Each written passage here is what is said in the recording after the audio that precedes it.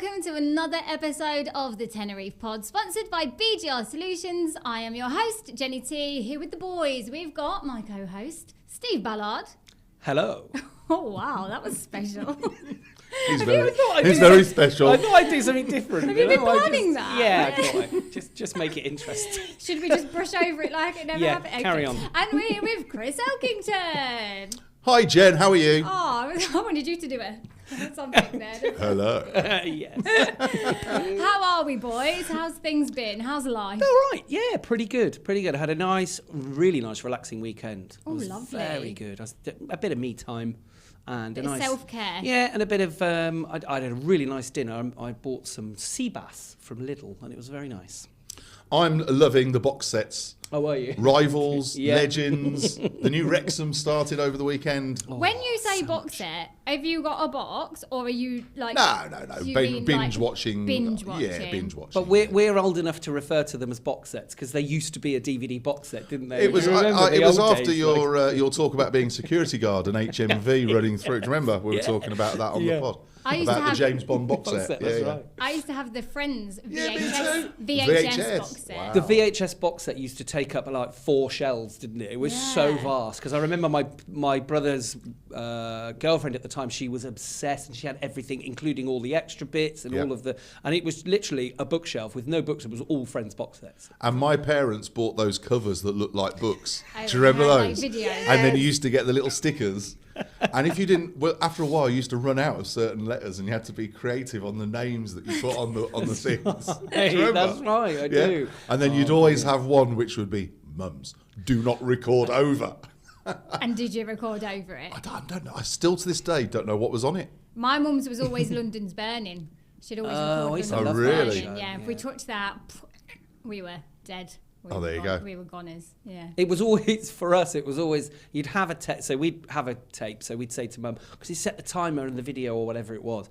My mum and dad, not being technological in those days either, would always do do you remember Video Plus? You used to have a series of numbers you'd dial into your thing, and it To would record automatically it. record. Yeah. And do you know what? We never got it right. You know? It was always something, you'd go, yay, we're going to watch Red Dwarf, and there'd be Emmerdale Farm or something, and you'll be like, no! But you know everything's going retro. Yes. Do you think we're going to get VHS video players back with a remote control with a cable on it? Do you know what? I actually hope I we don't do. remember that. Do A you remote not? control Okay. with a cable. Oh, yeah. Actually, So- to be fair, when I was growing up, I was the remote control because we didn't have one, so you just get kicked towards the telly and you'd have to press the button. These were the days when we only had 4 channels, Jen. Jen, Yeah, I I know, I remember remember Jen. that. I remember Jen. No, I was just about to say. I remember coming home from school on the 2nd of November. Hang on a second. I was 12, so 1982, That's Channel 4's date, isn't it? and for Channel 4 to start. Channel 4's Wow. launch date. I And the remember first Channel and the 4. first program was Countdown with Carol Vorderman. And Richard Whiteley. Yeah. Oh, And I've left the camera on Jen's face so she can react on purpose. I remember Channel 5's launch with the Spice Girls. I remember that was Yes. quite Do you exciting. know what? It's interesting you talk about Channel 5. Now there just seems to be lots of historical documentaries, mostly about Nazis and Germany and stuff like that. And there's some interesting travel documentaries. Jane McDonald, of course. But back in the day... Why are you so obsessed with Back in, Channel back in the day, Channel 5 was more tabloid than mainstream. So you used to have the little dwarf who did the weather jumping on a trampoline. I don't know if that's and politically and correct to no, say no, that. look, I seriously, don't look it up. know if And you can say that. topless darts. That was Channel 5's. What thing. time? Look it up. That's not Look like it get up. home from school. Seriously, What have you look been it up. watching, Look it up. Steve? Look it up. I guarantee you, there was a dwarf, a midget guy, a little I person. think you need to be on a- careful with all the... on a trampoline doing the What was weather. it? Because they are going to... I bet Siobhan's Okay. one of them. They're coming for you. A little Dwarf, person. little- A little person. I have to be politically correct. So hang on a minute. So you're telling me that I missed You missed topless a darts. dwarf bouncing on a trampoline Little doing the person. weather? Yes. That was Channel 5's. That sounds epic. It was. I I tell you love what, it. after the pod, I will show you some videos. Did you It know was that absolutely right. statistically 6 out of 7 dwarfs are not happy? Oh my goodness. Shall we Oh, just wow. move on Yeah, let's quickly? go. Okay. Chris, you okay? How's your weekend been? Was the box? Okay, we will just move on. I can't talk, I'm sorry. That's a proper I've got so many jokes. Can I tell another one? Sure. Talking self-care, because I read this week, so you just had a bit of a self-care weekend. I did. Some people are saying now You did ask me. I was watching box sets. Yeah. Oh, sorry. It was so interesting, I forgot. People are saying, like, self-care, things are like going and doing the weekly shop or like doing the laundry and stuff is because of the cost of living crisis. People aren't able to go on holiday, so they're taking self-care from things like that. What? So your Shocking, holiday is now isn't it? going to Tesco's That's or Asda's? It's terrible, isn't That's it? not Is that what you're self-care. saying? Well, it's not what I'm saying. It's what a survey has revealed. They're taking the small moments in life now. Who so did like, this survey? The Daily Mail. I mean, that's not self-care. That's called life admin. So Do you know, I you know what I mean? That's like... I had an argument with John saying self-care. Okay, you don't need to spend loads of money, but it needs to be something like pouring into your own cup, doesn't it? Oh, And he was yeah. like, yeah, but don't you Doing feel... what? pouring into your own cup. Fill your cup, Keep going, Fill Jen. your Keep own going. cup Keep before you going. I fill sense anyone there's else's something else cup. going on here. There's something else. His brain's working Do over you mean top like of having like, like having a spray tan? Is that? That That's would be self-care, That yeah. sure is self-care. But so John in the office was saying that, oh, but don't you feel good after you've had a really good clean and stuff? I'm like, yeah, you do, but it's not self-care. Really? Like, you don't want to, like, I don't look forward to giving the just house a exhausted. spring What's a and good sick of clean? cleaning? Yeah. Let's move on. Let's just swiftly move on. I've got my stinger finger ready because, Steve, I'm coming at you. Ooh. Cleopatra. Can we talk weather? Because I feel Yeah. like you're going to bring us some good news. Well, you know, there is some good news. Oh, Hooray! wait a minute. This face. Should be some good news. I'm going to preface everything now with should, would, no. could, Shoulda, might could, be. would. No, we are looking at a really nice area of high pressure coming from the Atlantic, which is going to bring with it some warm weather. There will be a touch of Kalima for some of the other islands. So we're going to have all the benefits of a Kalima, if you like. So all of that wind is going to come, bringing the warm air with it. The temperatures are going to rise. But we won't be seeing the horribleness that comes with We're going to get a bit of light haze, aren't we? Yeah, not but the it won't thick be a haze. thick one. But the It's gonna be temperatures more in will... Lanzarote and Fuerteventura. Right, okay. And but the temperatures will be really nice somewhere towards where we want them to be, low 30s, so 31, 32 Mid-30s, yeah. over the weekend. Feeling warmer in the sunshine as always, so make sure you're protecting yourself, get the SPF out and all the rest of it. But it should be a lovely end to the week and a really, really nice weekend. I haven't cleaned since the last Kalima, to be honest with you. I think my car's about 3 Kalimas deep at the minute as well, to be honest with you. My balcony is about 3 inches deep. Wowzers. Exactly. So yeah, no, looking really nice for the weekend. So it should be a really, really nice weekend for doing things and going out and enjoying yourself. And yeah, So then the is this temperatures- it, That's Steve? what I Is was this gonna it? Is say. this it? Is this it? Is summer here? From looking at the long term, so when I say long term, we're at 14 days is about as accurate as you can be, and then you're going into just models of what could happen with changes in the winds and things like that. However, Okay, here we go. there is a weather front that's moving into mainland Spain and southern Europe, which actually we could get the tail of, and we could get a small bout of bad weather before the summer comes back again. Okay, so it might not be it, but we're getting closer. We might Yeah. have Yep. a little bit. Do you know what? With what we've dealt with already. This is like the foreplay. Yeah. This is like a little I've little always taster. got to lower the tone.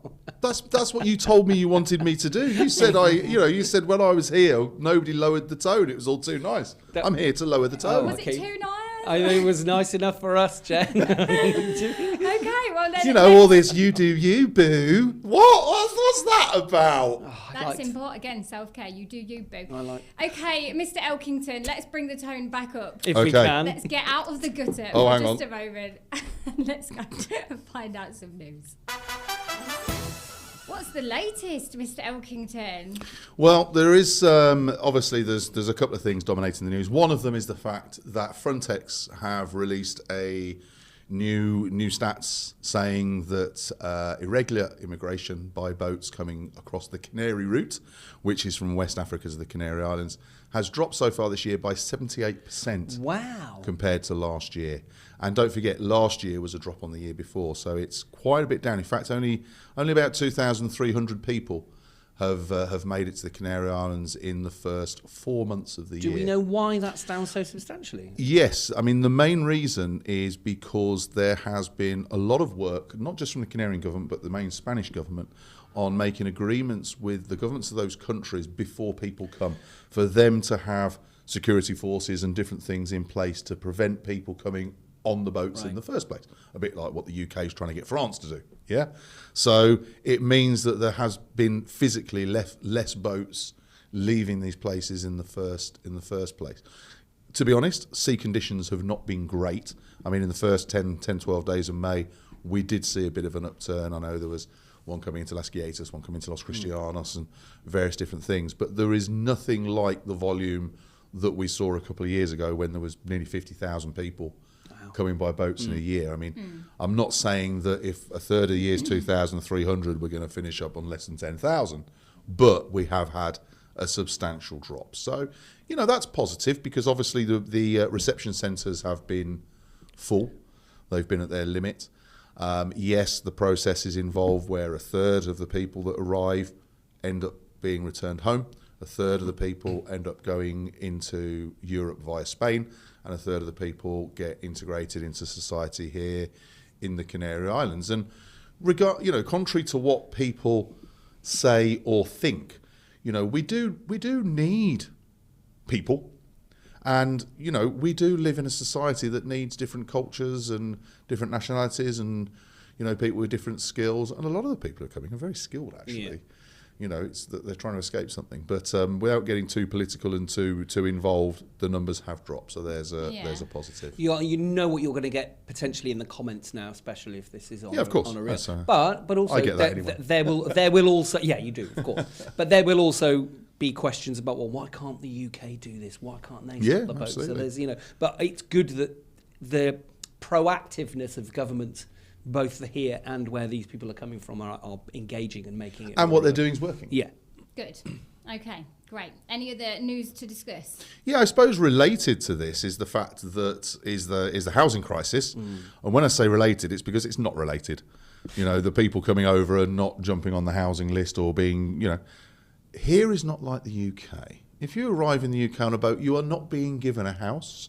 You are not being given loads of money and an Apple phone, iPhone, and all the rest of it. Yeah. It's far more difficult, far more complicated. But this, when I was writing this article, it really hit home because I know I've done a video about it on Canarian Weekly, but there's now 34,000 people. I should clarify that, applications.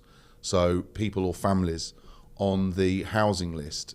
That's in the Canary Islands, not just here in Tenerife. And we have to talk about the Canary Islands as a whole because the stats are for the whole of the islands. But we are also aware that the situation is worse here than anywhere else. Now, I think the most worrying thing about this is that in 2025, only 8 social houses or council houses were handed over by the government to people on the list. Yes, you saw some stuff about other houses being handed over, but they were private investment. They were not social houses. In 2024, there was 16. 2023, there was 0. 2022, there was 0.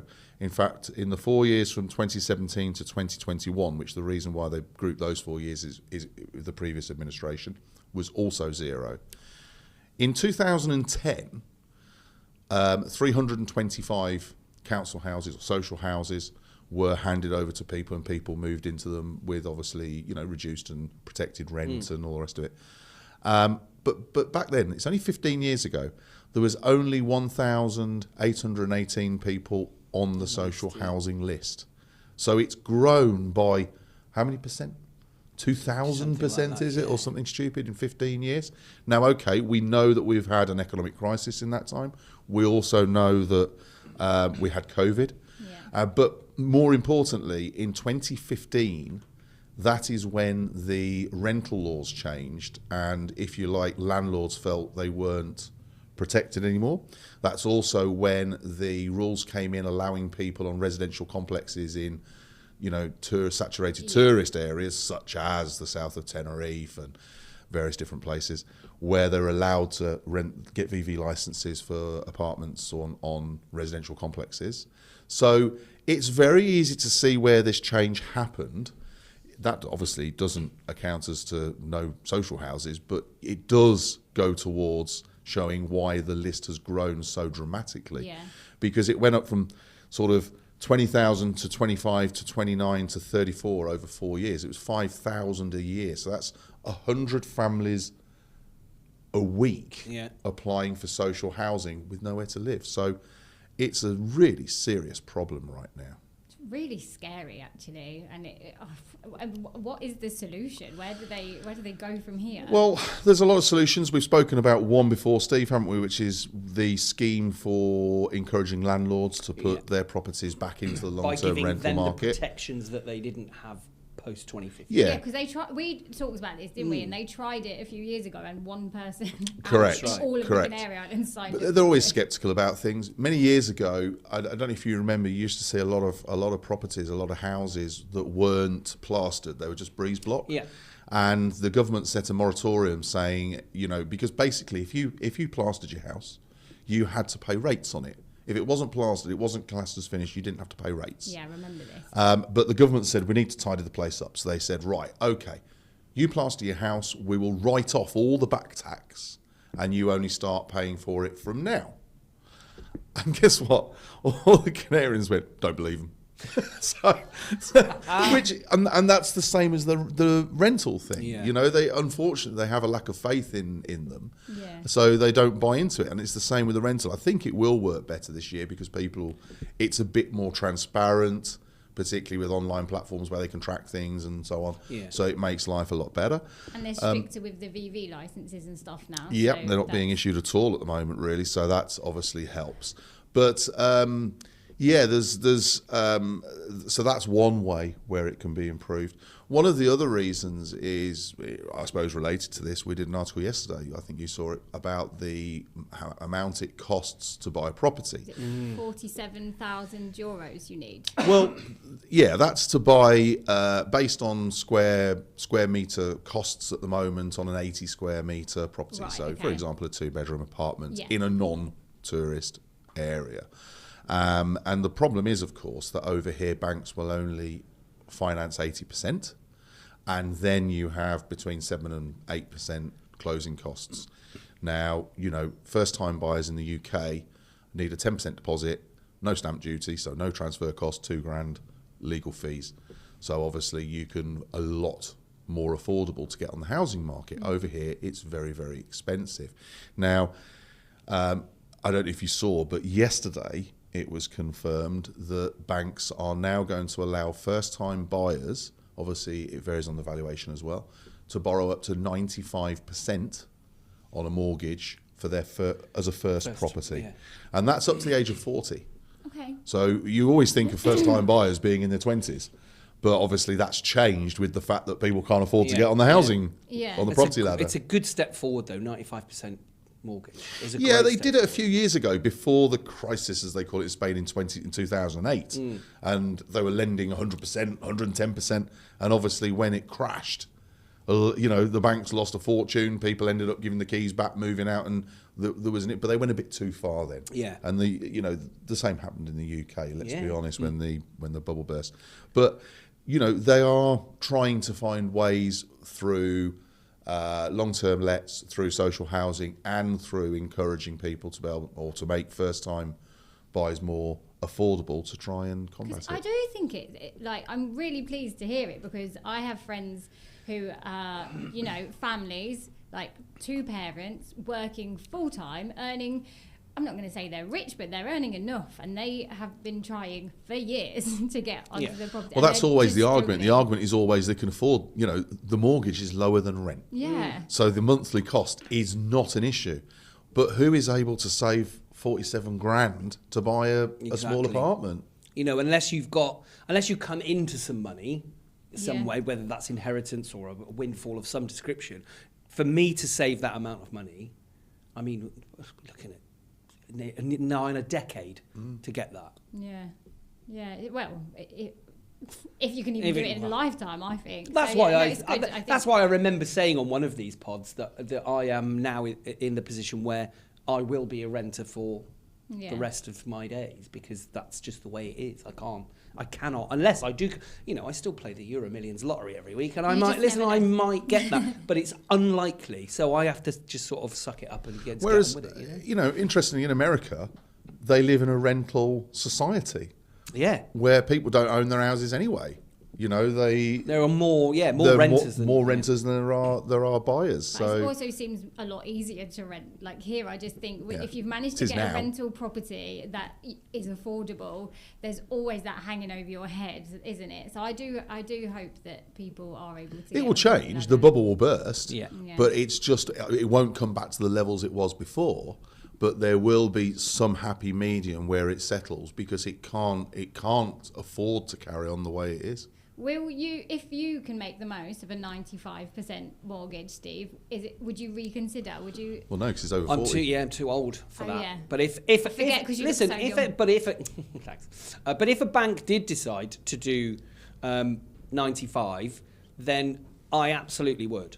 Yeah. Or it would make me consider it more. It would make me look at the 5% is much more achievable than 20% plus whatever else you've got to do. Absolutely. So I would definitely consider that if La Caixa, who I bank with, suddenly said, you know, you've been a customer of ours for 11 years, let's have a look at your mortgage options for 95%. I would say, okay, yeah, let's have a chat. Let's see what it's going to be. Because as Chris rightly said, me paying rent, it goes to my landlady, which is fine. That's the way it is.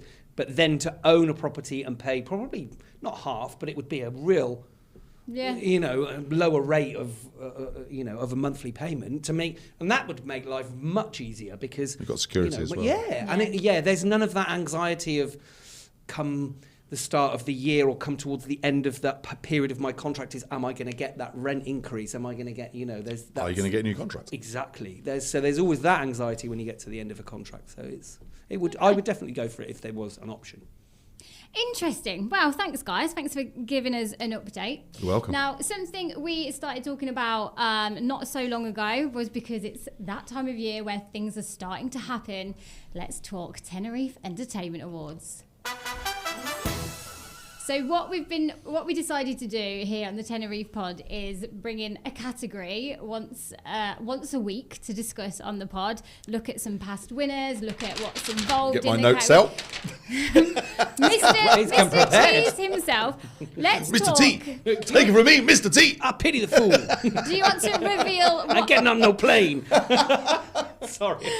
That's a lie. You're always getting on a plane. Don't bring in your lies against Steve. Thought we'd left him at the door. Do you want to reveal what category we're going to talk about? Well, I thought we looked at DJ, didn't we, last time? DJ, which obviously you are not my fellow DJ. I thought we would look at best compare. Ooh, it's So an interesting I'm category, hoping, this. Jen, that you are going to do what you do on stage and give us a rundown of what the category is all about. Well, I'm not in my sparkler frock, but I'll give it a go. So the best compare category is a category for an individual person in a bar, karaoke bar, cabaret bar, or hotel that hosts the evening without instruments. Yeah, because if somebody is in a resident in a bar playing guitar or keyboard or whatever, but they're classed as solo musician. Right. Yeah. So, and I think it's interesting. When we looked at DJ, obviously it mixed between radio and club and then got separated and whatever. This one has been, as it is, in the category since day one. And so...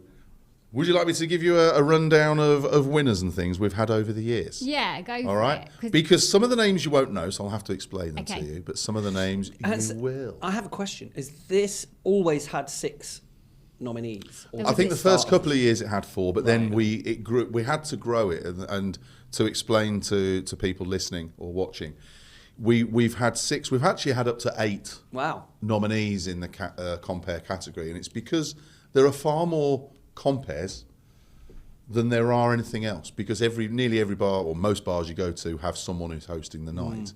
Not always resident, they float around different bars, they cover compares or whatever, but there's in general then yes. So we started off at 4, sometimes we've had 6. We do it as a percentage of how many we get. Right, okay. All the other categories are 4, then this one can fluctuate slightly. We kind of limited it to 6 now, because we can't fit any more on the screen. Logistical purposes, we'll call it. Well, so the very first one in 2006 was actually someone who worked in a hotel. You guys won't have a clue who he is. His name's Kev Brooks, and he was at Beverly Hills Heights. Ooh, a good hotel. And, not being funny, back in 2006, there wasn't as many compares as we know them now. So it was Because don't forget, we started the Tees because the entertainment scene was struggling at the time. We were coming into an economic crisis, and so obviously, and that's why we started. I didn't know that it was started because it was scene. Wow, I didn't know that.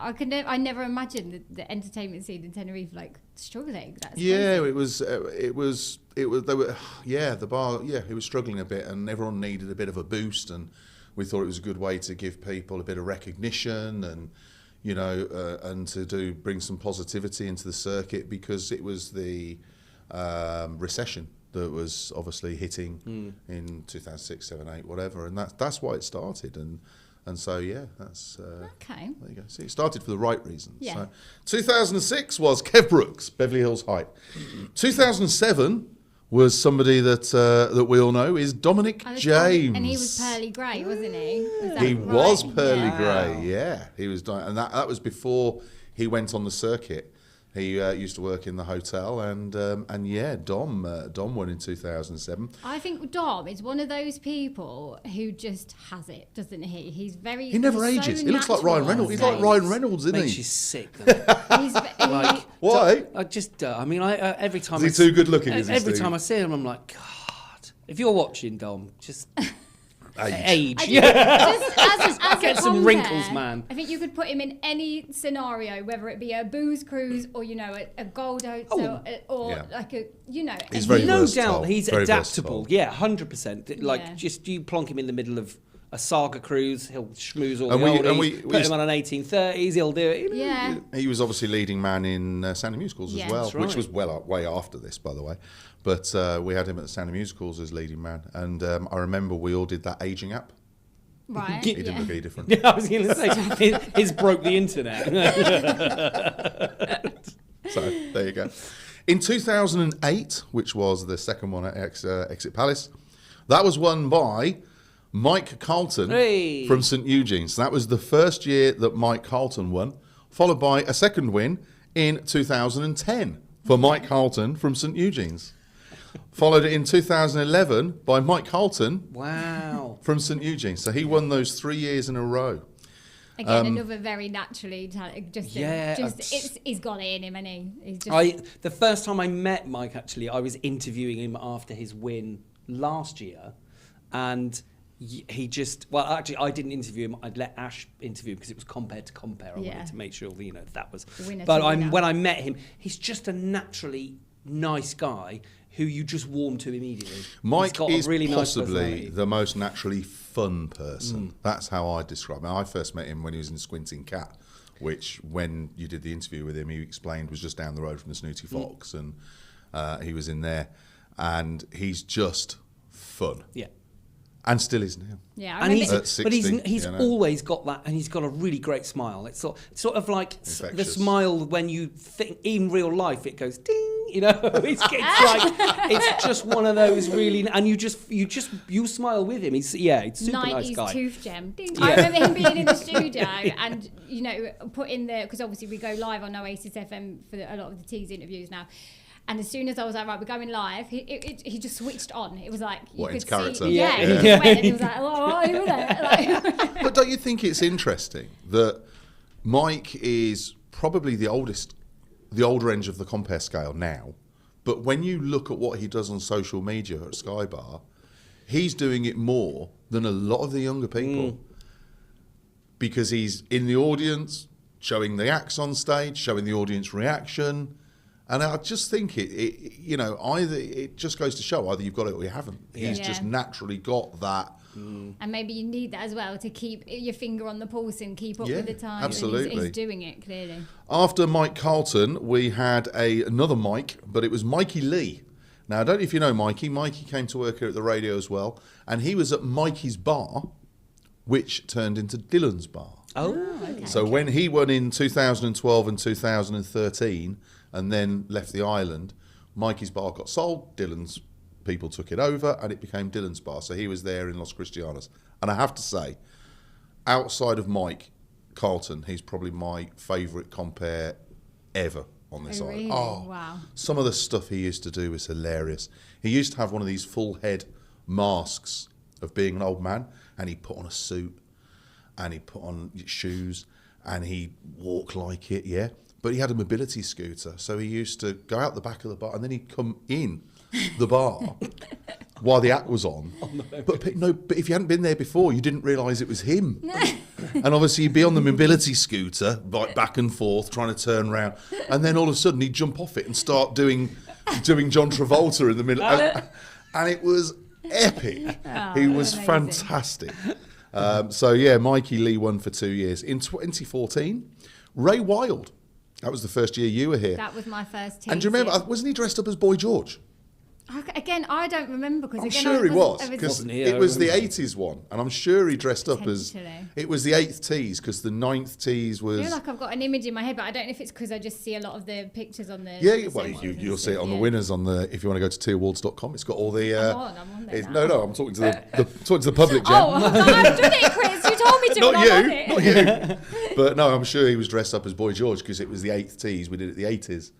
Then the 9th tease we did as the 90s, then the 10th tease was the 10th. Yeah. Okay. So 2015 was our first female Compere winner, which was Michelle Minty, and she was at the Thistle and Dragon.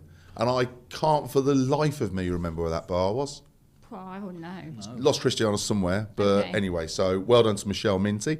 2016, the 10th tease, which I just mentioned, we did differently. The nominees were all the previous winners from previous years. Yeah. And Mike Carlton. Yeah. Wasn't that? I did 2016. Because I remember at the time, he didn't live here. And people said, how come a winner doesn't live here? I said, because it's all... Because it's the... he came back for it. Champions, He came back for it, you know, because he was nominated. He came back, and a couple of other people as well. And it was a really good way of doing it. In 2017, we entered a new era when Doris from Princess Dies won it for the first time. Followed in 2018 by Diddy at the Sky Bar. Now, you won't remember this, Steve, but the manager at Sky Bar, Jen Will, was called Baz, wasn't it? Baz Hunter, who was nuts. Oh, yes. Great creativity. And do you remember their campaigns? Yeah, I do. When we did the Tenerife Uncovered, we talked about this, and it just kind of like was a little idea that they'd had drinking one night and came up with this whole campaign to get Diddy to win. So they created some amazing videos on socials. Baywatch. Okay. They had him running into the water in Puerto Colón. It was just kind of brilliant. And do you know what? I think things like that just is kind of... the essence of it. The essence of the tea, just to have some fun with it. Because I think some people maybe do get very serious and they're canvassing for votes. This was just, do you know what? We're going to have a good time with it. And I think it just summed up what it should be about. They made 3 or 4 videos, didn't they? Made 3 or 4 different ones, They did a few. Cool. And then Baz used to bring a bit like Dies do, bring a whole bus of people. And it was good fun. Brilliant. So that was Diddy in 2018, so what are we now? 2026, 8 years ago. Doesn't seem that long ago, does it? 2019 was Doris. We didn't do one in 2020 because of COVID, but 2021 was Doris. 2 in a row for Doris, so well done. 2022, Andy P from Dreamers, who's still down there, of course, rocking it. Followed by 2023 was Doris at Princess Dies again. 2024, your favourite person, Jen. Was it Ash? Yeah! Ash Jolly, oh God, Ash. Ash Jolly, who was the anti-tease until he won. And then he was doing the backstage interviews with you last year. Right, he certainly was, We were having a very interesting time with Did you ever have to interview Ash before the tease? No. He's ridiculous. This is why I was, when you were like, you had a few ideas, and I was like, Ash Jolly, like the man that came in and brought me a cabbage and gave it to me live on air. The man what was he dressed up as? He was dressed up as like some kind of religious figure, and he'd started his own cult. And I remember, but he didn't break character. The whole interview, it was like, I just don't know what to do with this, Ash. But okay, let's roll. We love him. Legend. We love you, Ash. And as I said, he'd like to be back at the tease this year with you again, Steve. So, are you looking forward to that? Yes, of course, absolutely. And he could be a winner again. He's comparing at The View now. Yeah, he is. He is. So wait and see. And then last year, 2025, was again Mr. Milk Carton, as we like to call him. So Milk Carton. Now I've got some stats for you, Steve. Okay. I know you like a stat. I love a stat. So these are for you to discuss. Here we go, Steve. Stats for you to discuss. So far, we have had 10 different winners which is actually surprising when you think how many times Mike's won it, Doris has won it. Yeah. 7 of which are still here on the island. Oh, that is good. So which 3 are not on the island? So I'm going to say That Mikey Lee. Mikey Lee. I kind of gave that one away, yes. Yeah. I'll take that one.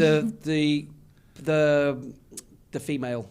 Michelle. She's still on the island. She's still here. Oh, okay. Is she still I'm just comparing? guessing. Actually, I think they all are, apart from 2. Oh, so that's wrong. Well, then. no, Kev Brooks isn't. Okay. And Dom, Ray Wild. Ray Wild is not. Okay, yeah. So those are the 3. Yeah? Whew, got it right. So there we go. Most wins. Who's got the most wins?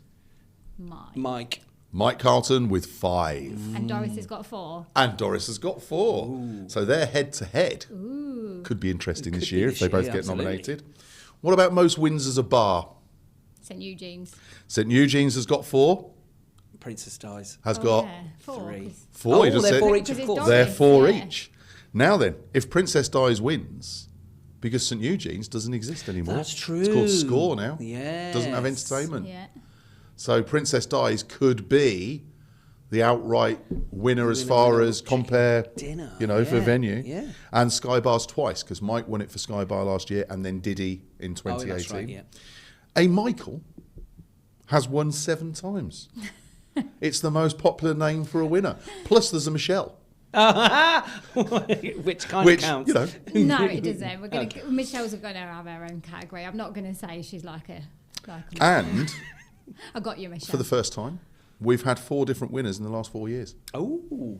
Yeah, because So there's not been a repeat of a winner In the last 4 years, no. Yeah, interesting.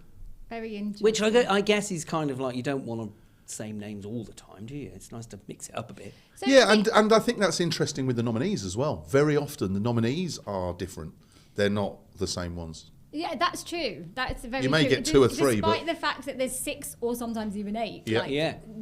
There's not often them repeated. I know what you mean. Yeah. So the 2 female winners, just because I like to shout out to the girls, with Michelle and Doris. Was there any other females No. in there? What do you think it is? Because There's more men. Well, but why? Why? No, there's more male compares. No, but why? Why are there more male compares? What do you think makes a good Well, I think it's interesting if you look at entertainment on TV. There's more male comedians than female. Do you feel like I that's think- what you need to be a good compare, to have the comedic timing and comedy values and I things think there like has that? to be an element of that because you're dealing with an audience. I'm not saying there's not other good female compares, Yeah. but I don't know many other female compares who are comparing outside of karaoke. Yeah. Do you? Not off the top of my head, no. But obviously, when you look at the number of female compares compared to the number of male compares, and if you think of what bars people are in, they tend to be, the men tend to be. Princess Dies is obviously a huge venue. Yeah. They've got Doris, and Doris has worked for them for quite a while now, because when did she first win? Doris Was it is part of the Princess Dies 2017. brand now, I mean, isn't next year will be she? 10 years. Wow. Yeah. So it's an interesting thing, but I like a female compare. Jo Cassidy got nominated a couple of times, and she used to host the Top Square. Oh, Yeah? Do you remember? I do, yeah. So tell me this year, because I know I've seen like a real rise in the past 12 months, I would say, of people and females hosting things like Bingo, Sticky 13. I feel like there's a lot more bars doing that this year than there have been before. So I know like Vicky Rucroft is doing it in a few more bars. There's Sticky with Vicky. Sticky with Vicky. You got Sticky Con Carne with Danielle Carney. You got She's doing a thing called Dads with Dads as well. what's she doing with Papa's dads? Con Carne. Oh. God. You got Emma Hemsley, who quite honestly hasn't been mentioned enough. Katie Lou's obviously been Lou. here a while as well. She's good. So my question though is, the people that are doing more like of the games, afternoons and evenings, They're hosts, they qualify. so so I think there's more girls in that now. I think there's somebody called Carol on the golf that does Carol it. I don't know her, but okay, yeah, I've seen that. There's seen the name Carol of some Parker as posters. well at Cobra Bar and different bars. She used to be at Heads and Tails. So I think potentially we could see some quite different names, because I've always thought, Compere is somebody that holds an evening. They have to sing to kind of like get the kind of evening going and stuff. But now I think there's been a bit of a change, in my opinion, in the Compere world. Yeah, you say that, but I mean, you host things. So Yeah, no, I do. Yeah. So not being funny, you fall into that category of people who host, females who host things as well. So can I win Compere category as a host of the teas? You want to be nominated in Compare for host?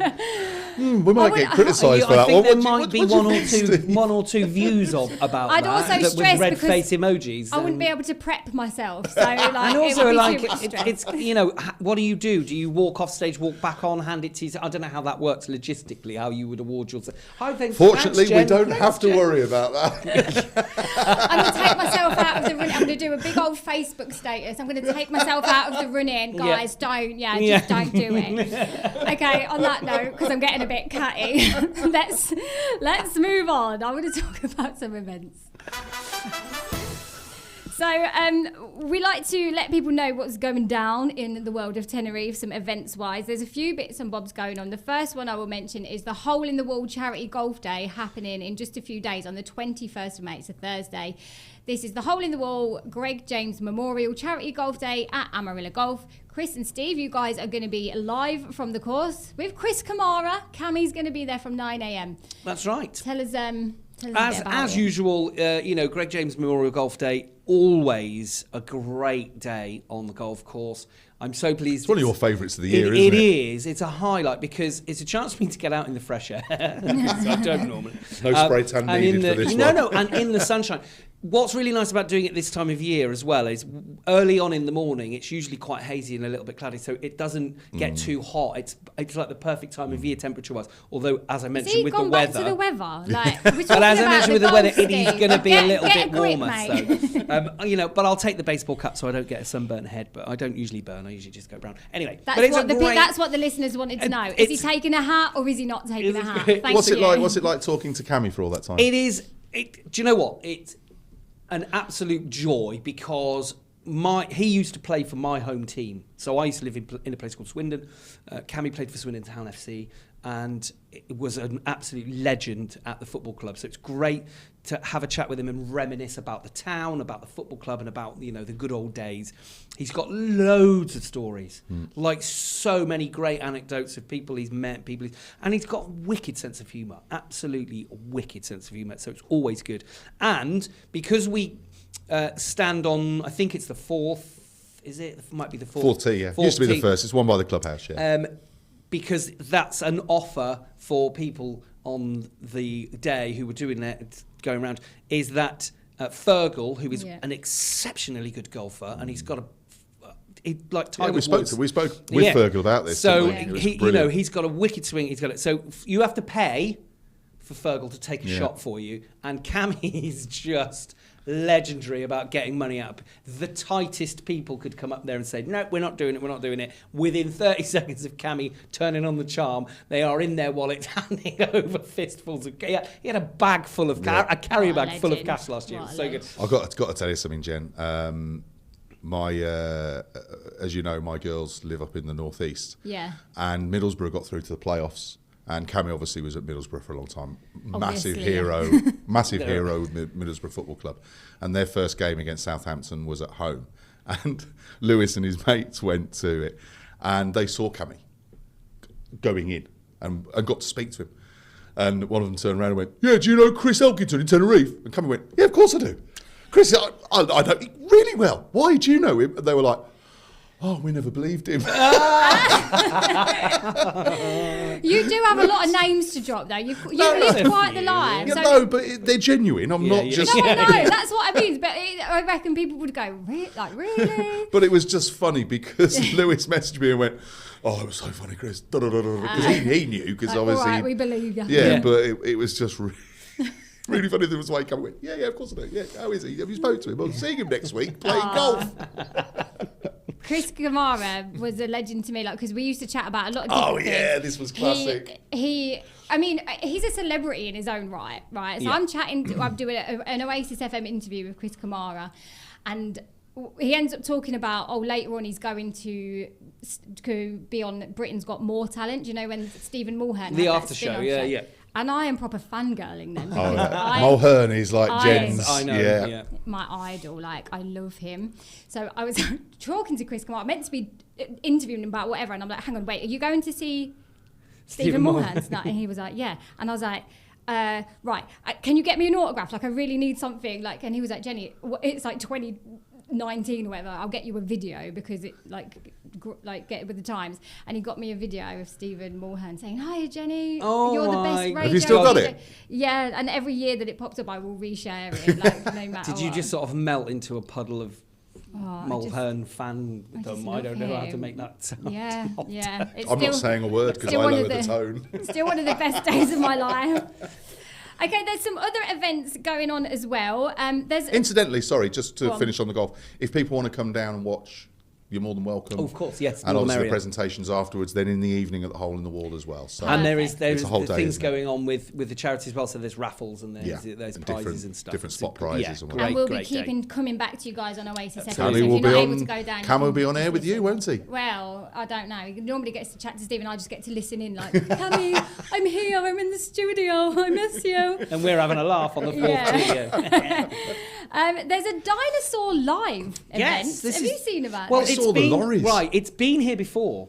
Oh, is it? Yeah, because In I remember Magma? Yes, it was in Magma. I remember friends of mine took their kids. Was that who the same one? obsessed. Was Yeah, it? same Wow. trucks and everything. Was it? Because they was obsessed with dinosaurs, and I think they came away thinking it was just a little bit crap. Oh, really? Oh. So I went to the one at Magma, and my child was a lot younger at the time, but it was quite good. It was pretty cool. But I've heard that the one, because this time it's in a car park, 2 treble car park in a decade. Oh, okay. Well, that's where I saw the lorries, Yeah, but that's is that where where I it saw is? the truck Apparently as well. so. Oh, okay. So it's on now until May 31st. Weekdays 4:30 till 8:30, and then Saturday, Sunday bank holidays. Is it in a marquee or? I don't in know, a- but I messaged my friends. So, have you seen this? Because it's €15 for an adult, €12 for a kid. So if there's a family of 4, that's quite a bit of wonga. Yeah.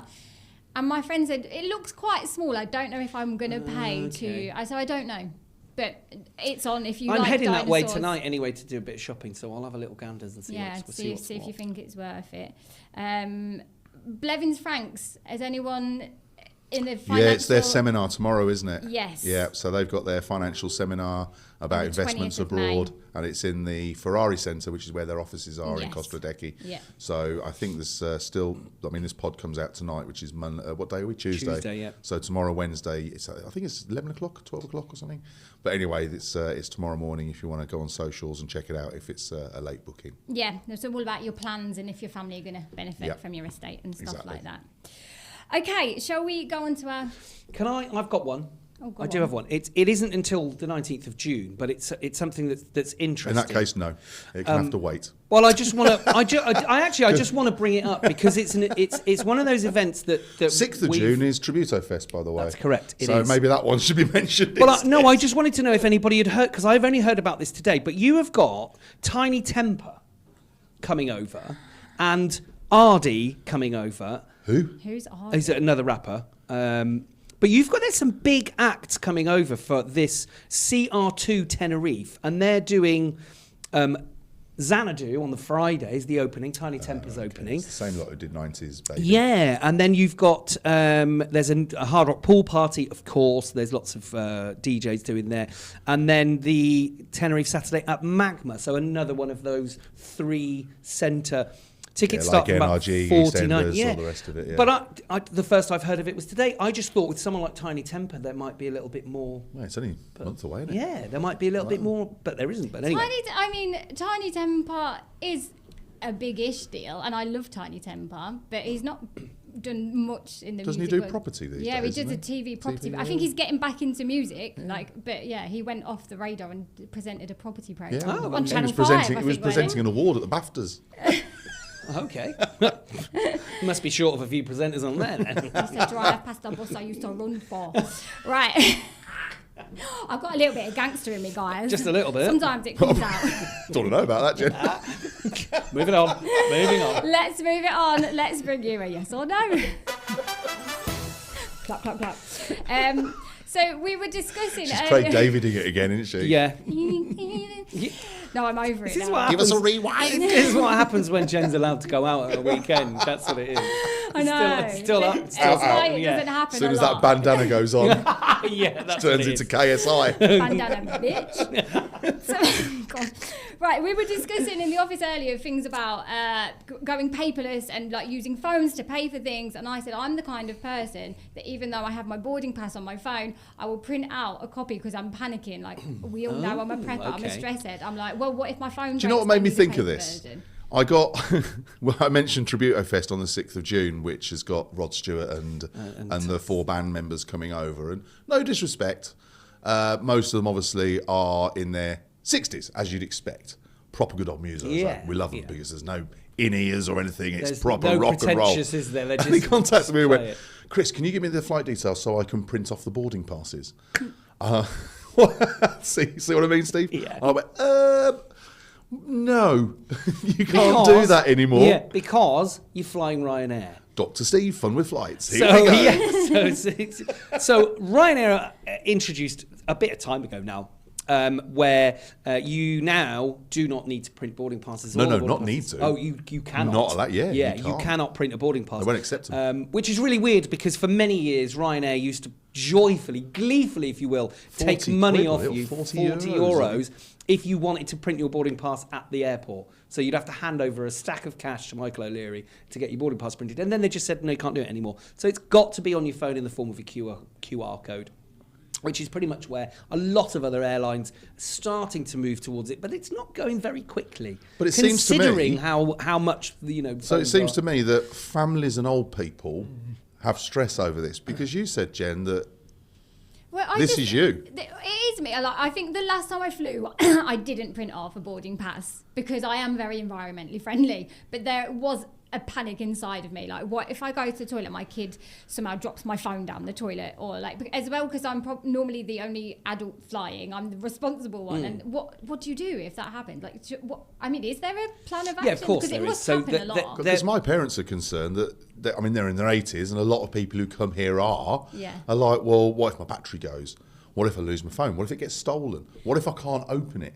What's the... I think I've read... Okay, what if I haven't got Wi-Fi to connect to the app? Maybe correct me if I'm wrong, Steve, but I think when they put this in place, there was ways around it, but you had to be like in advance contact Ryanair to explain that you needed. I don't know. There is that may have been the initial period of change transition into what they were doing, but there are plenty of backup systems. Really? Yes. Like what? So, well, your surname and your passport number is why you've booked the holiday or booked the flight through. So if you really are in that position where your phone is now missing, presumed stolen, or it's clearly being damaged to the point of you can't open it, the airline will still allow you to check in for that flight. Okay. But you would need to go... No, because it would be something that's out of your... out of your control, yeah. So but it is a backup, so it shouldn't be used as the normal. Because also the thing that you would have to do is if you're flying only, maybe with hand luggage, you could QR code, go through security, and then go on board. You would have to go to the Ryanair desk and check in because they would need to access your booking through your passport number and through your surname and the paperwork. Are we leaving behind not being funny, older people? Because it's not only travelling, but I mean, we spoke about Bism earlier on before we came on, because in Spain you don't need credit cards or debit cards anymore. You can just do everything with your phone. And we've spoken before about youngsters having their phones stolen, don't know where they're staying on holiday, haven't got access to any money, haven't got access to anything. But are we starting to leave behind older people who don't necessarily know how to use... I mean, my parents don't know what a Google Wallet is or a Samsung Wallet. So, is this something you think... I don't think at the moment we are.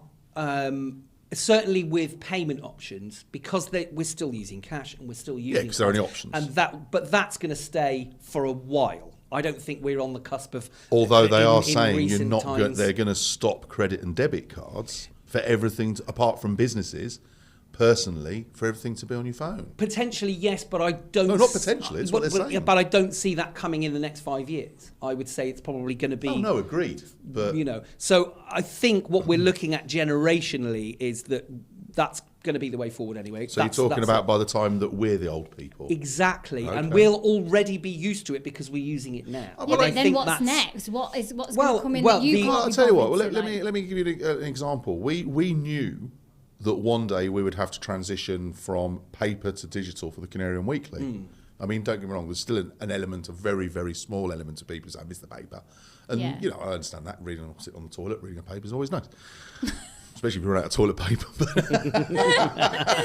But no, and I was always concerned that obviously the transition would be a difficult one because of, you know, mobile phone use was generally younger people. I mean, we're going back, 6 years now to COVID.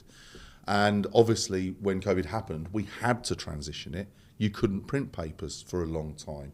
And when it came to the point of we were allowed to, everybody's now looking at it online. Now, if we look at our stats now for readers, the sort of 45 plus, 45 to 65 and then 65 plus are probably the two biggest age groups. Yeah. So we were concerned about it. So even in the last 5 years, that older generation are more used to using their phones. Is that what you're saying? Yeah, and I still think that, you know, it's that the majority... We've got paperless, haven't we, really? Yeah. Yeah. Never thought of that before. Well, yeah, guess we have. I also think the majority or a larger amount of the older people that we're referring to have embraced the technology and have got used to it. And I can quote my parents who, again, they're in their mid-70s. And during COVID, they sort of were not forced to, but they had to because they couldn't do anything else. And and I think it changed the way we as people consumed our news and got our information. And it sort of got people used to the fact that these mobile phones, these smartphones are going to be in our lives. It's certainly gotten used to QR codes. Absolutely, yeah. When menus on tables and things like that, you kind of forced. There was no option, so you sort of had to do that. So I do think there's a much smaller number of people who maybe aren't still quite with the times and things like that. But a way forward wise, I think we are going to get into a biometrics situation where you won't even need. What is the advantage though of scanning your phone compared to a piece of paper anyway though? What's the advantage? Well, you're not cutting trees down for a start for pieces of paper. Yeah, I know, but is there any technical advantage? Well, yeah, I guess the speed and efficiency of it all. The cost of it's much lower in terms of how businesses do their transactions. No, I'm talking about the Ryanair with their boarding passes. But is there any?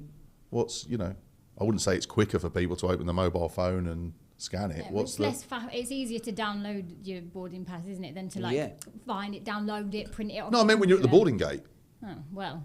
Is it not just environmentally like? I think there's more. That's the advantage. It was a genuine I question, get it. actually. No, I get it. I've always assumed it's the environmental impact. It is. The environment is probably the biggest thing because you're not printing things off. And then what do you do with that boarding pass anyway? It's the information is in the air anyway, isn't it? It's in the ether. Don't you think it's annoying though that when you go up the steps of the aeroplane and you've got your bags in your case, and then they go, "Oh, can I see boarding pass, please?" And you've just shown it and scanned it before you go to your seat, and it's like, oh, for God's sake. Yeah. That's a secondary check for stowaways. And then someone, what? That's a secondary check for stowaways. It's a security thing. Really? Yeah. Because you have. Do I look like a stowaway? No, but it's to prevent people who shouldn't be on an aircraft getting on an aircraft in some other way. Why? Well, how do they get through the gate? Yeah. Right. Okay. Not everybody who's going to stow away on an aircraft walks up to the gate. There are other ways of getting yourself. What are these ways, Steve? Tell us. Go on. No, because somebody might try it and then it'll be my fault. Is it like maybe hiding in it? But it is case or like pretending to be a worker of the airport. It is a security thing that they do. That's why they ask. And also the secondary check. But don't they climb up the wheel and get in that bit like on the movies? I mean, you can't really prevent that kind of stowing away. That's really dangerous as well. More people have died doing that than anything else. But it's a secondary security check to make sure that the passenger manifest is correct. I always thought the stewardess just wanted to know where I was sitting. But my mum always said it's so they can direct you to their seat. I'm like, Mum, we're in a tube. It's like left or right. Where are we going to go? You get down to the front, turn left, then turn right. No, it's right there. Like, Would you like to see stewardesses walking down the aisle with an ice cream thing like at the cinema? I think that'd be great, don't you think? It'd be really cool, wouldn't it? Can we just go back to the fact that, that flight crew aren't there to serve drinks? They're there for your safety. First. Secondly, they're there to serve you ice cream and popcorn. And paninis. Oh, Give me my God. panini. Don't eat that food. It's rubbish. And your booze. And do you know what? Really Do you know what's really interesting? So Jet2 had a major fire at their warehouse in Manchester, where all of their items they had for sale, including duty free, were completely damaged. And for the last 10 days, 2 weeks, everybody who's been flying backwards and forwards with Jet2 has been receiving a text message saying there is no onboard service because of something out of our control. Rather than saying we had a massive fire and we got no stop, they just said, due to the situation out of our control, there will be no... So people have been kicking right off that they can't get a ham and cheese panini or a cup of coffee on the flight. Even though the thing burnt down. If I couldn't get a coffee, I'd be gutted. Yeah. Absolutely gutted. I'd complain about that.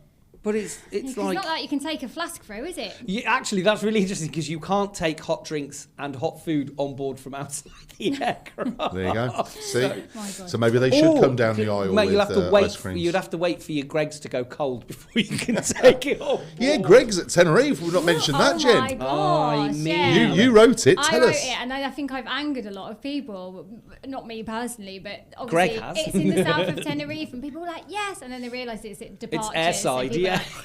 My friend Danielle Airport, I said, "You need to do a little side hustle. Do like once a week." She's got a pass. What, a as well sausage to roll get through run? airside. Sausage roll run, yeah. Baked bean sausage. So people are not going to be going to duty free now, nicking perfumes No, and aftershave. They go for sausage rolls and steak bakes. Is that right? Apparently so, but it's a start. I think if it does well, it's gonna, and it depends how they do it as well. I think it's a shame. Do Yeah. you? Yeah, we've got Costa Coffee at the airport, W.H. Smith's at the airport. All the coffee here in Tenerife. This should be a what's your favourite or yes or no. Coffee here is better than Starbucks or Costa Coffee. 100%. And I just don't get Starbucks. And in that's that. and you know, I've had many jobs in my past. I was a barista for Costa Coffee. Of course you were. A barista or a barrister? A barista. Barristers are the people who are legal. I wasn't. Did you ever work for Monarch? No, I worked for Monarch. Get it right. So, yeah, I worked for Costa Coffee, and I will tell you Costa this: Coffee. in a society which we would call a cafe culture society, then you know, coffee here is better from a small independent coffee shop than it is from anywhere like the Green. Starbucks don't even do coffee properly. They never have, ever, even in the UK. Shite. So I don't know why we need a Greggs in departures. I mean, I go to Newcastle Airport. A lot of kids live in the northeast. When you come through arrivals at Newcastle Airport, the first thing you see is a Greggs, 24-hour. Don't know if you know that. And I always There stop is one there. at Manchester as well, actually. No, but yeah. literally, you come through the gate. You know the door where the people are waiting, and it's there. All And it's right, mate. We've brilliant. just been to Tenerife. Like now, I'm gagging for a sausage and bean bake. Like, Yeah, no, I said Newcastle. all right. Right, so there we go. What's Right. a sausage and Tried. bean bake? Is that a Sausage thing? and bean bake. yeah. Is that a Oh, thing? come on. See, you talk about Greggs and you don't even know what's on the menu, Chris. No, 'cause I live in sausage, Tenerife. cheese and bean bake, I think it is. Yeah, it's lovely. I don't think it's a shame. I think as long as you've got options, I think there's going to be a lot of geary haters. Do you know, that are I was gonna be going to like, say, do you not think the kick-off of people going, why don't you eat local things? Like, well, we don't always want a Well, they bocadillo are- stuffed with a Spanish omelette, Well, do you? that's Right. one of the things that Greg's are introducing. To I know, that's why I That's said it. Hello. The Yeah, on the tortilla- breakfast menu. What, a tortilla The tortilla bake? bocadillo. No, Tortilla- a baguette, the bocadillo. tortilla Yeah. baguette, yeah. A calamari sausage roll. I would eat that. Really? Ooh. But if you can get a Greg's ice bun like You're they gonna do in make the UK, What, you're gonna make I'm what? going to make a calamari sausage roll for us to see I'm if not you like going to it. have No, that. I won't have Just that, bring me actually, no. another. I'll just have a mozzarella Greg's stick, sausage roll. yeah. So, just to finish off, guys, Yep. paperless boarding. Are we a fan? Yes or no? Yes. Don't think we have a choice, do we? Well, that's true. To be honest, it's just- And actually, you don't have a choice. yeah, it's coming whether you like it or not for all of that. But also, you know, we are going to get to the point where Do you know, I used to like printing stuff off. I used to travel with one of those clear folders, and I'd have my boarding pass. All in then order I'd have, when you'd need yeah, it. then I'd have my car thing for the rent-a-car company. Then I'd have my thing for Premier Inn, because every time I went to see the girls at Newcastle, flight, accommodation, and now it's like everything's on the phone. And by the time I've watched everything on the phone, I've got no battery, Yeah. can't get anything. Yeah. So there's a couple of schools of thought on that. One of them is get yourself, and these have come down in price considerably, power bank. so that you can charge your phone up. Also, aircraft are now being retrofitted with USB ports, so you should be able to charge There is your more, phone not on Ryanair though. Not yet, but they'll have to do it at some point. When you insist on everybody doing something digitally, of course. it's got to come. Yeah. Sure. And also Wi-Fi. Retrofitting Wi-Fi, expensive as it is, Norwegian were the first airline to introduce that as a. But every time I went on, it wasn't working. Yeah, I know it never works, even though they said they've got it. It's a bit like annoying. the ice cream machine at like McDonald's. McDonald's. The But What, you couldn't get a Mr. Whippy? By the way, I'd like to point out that I nearly sent it to you both. I saw something online, and I will find it, that a 99 was not called a 99 because it cost 99p. What was it called? Because they came out well before even decimalisation money. Oh, interesting. okay. So why was it called a 99? Well, everything, I don't know. But it was quite interesting because the whole thing was talking also about why shops introduce things for $3.99, $4.99, $1.99. And do you know why? I think it was to prevent internal theft, wasn't it? So that you had to open the till to give a penny change. But also because those days, it was just cash. Yes. And they could count the 1p coins, or they could count something to how many they'd used to see how many transactions they'd done. Okay, yeah, so there's an extra bit. Because everything was something 99. And there is also a certain bit of retail psychology there. That something that costs $9.99 is it's under not a tenner. Yeah. That's what I thought it was. Like $3.99 There's that is as so well, much yeah. cheaper than £4. Like, it's got a free in it. So on the last episode, when you were talking about 99, your theory's out the window, I'm afraid. Wow. I will confirm that to you. Doesn't mean I still don't want one though. Well, boys, I we've really learned do. a lot. Again, it's been an absolutely And now you educational... can pay for it by BISM. Winning! An absolutely educational episode of the Tenerife Pod. We'll be back next time. Thank you for joining us.